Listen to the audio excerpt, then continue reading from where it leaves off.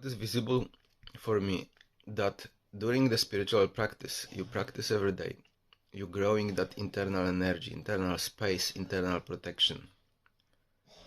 It's growing into power, into strength, into peace, into this so-called Taqua, like aura of protection, something like this.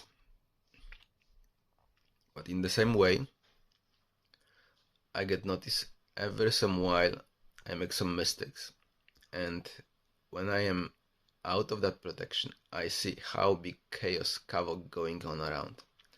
I see that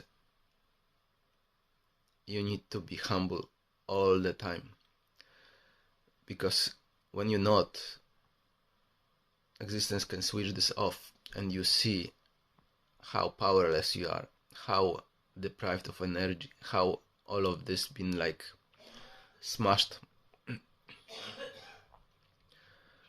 It's easy to temporarily see your past trauma, your past defeats, and all of this. All of it is still there. It's somehow covered. You are protected. But when you become again arrogant, all of it can go to the surface again. So we need to be humble all the time.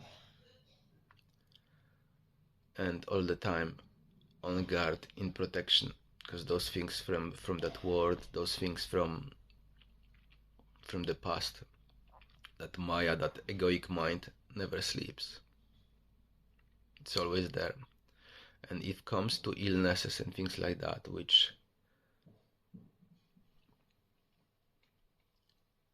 causing havoc in your body, and sometimes those very uncomfortable, not nice feelings, you feel basically like you're dying, then when you feel completely unstable and completely like in pieces, like you're dying, then this is the best way to go and pray or meditate, because this is the moment when there is openness. That openness in you can observe that pain, can observe that weakness, that tiredness, that weariness. That's the moment to improve. Illness is a great tool to improve if we approach this correctly, with stillness, with observation, with feelings of ours inside, with that openness inside. This is the moment where illness can be approached, can be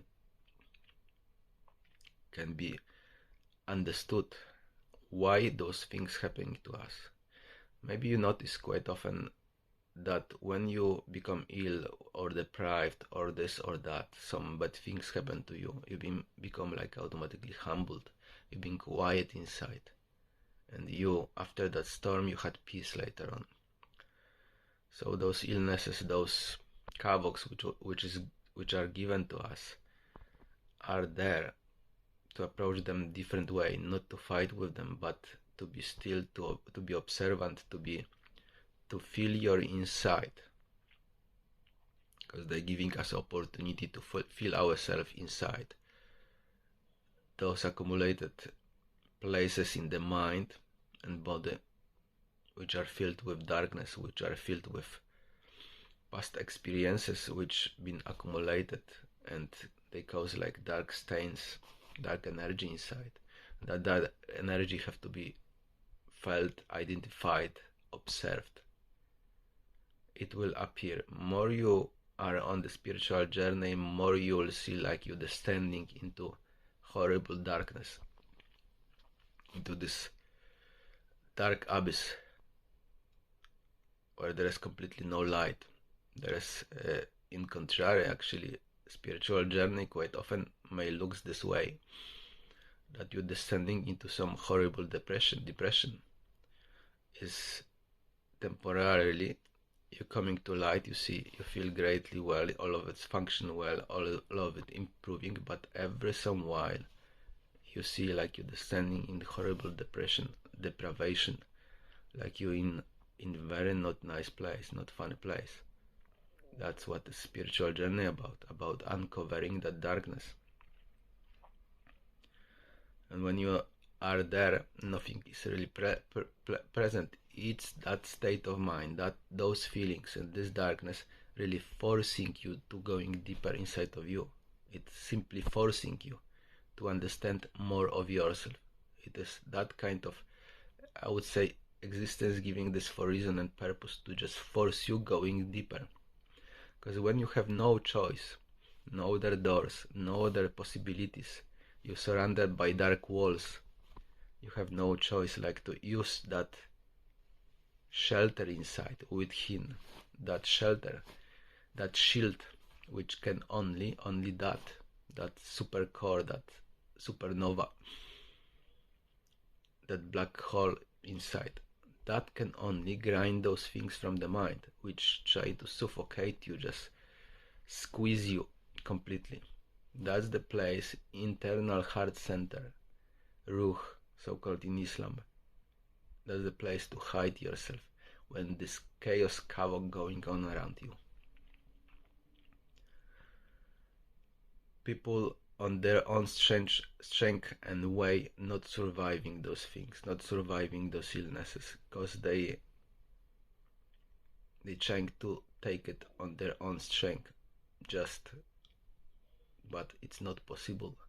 That have to be felt and observed inside, deep within your soul. That's the only way and solution. And it's quite often this way that we may collapse completely at some point of time on that journey.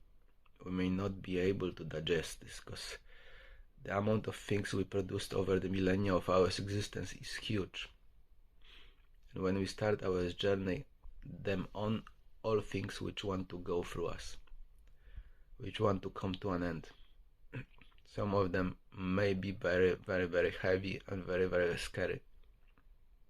You basically see your hell at some point of time inside of yourself. That's what the spiritual journey about. Assalamu alaikum.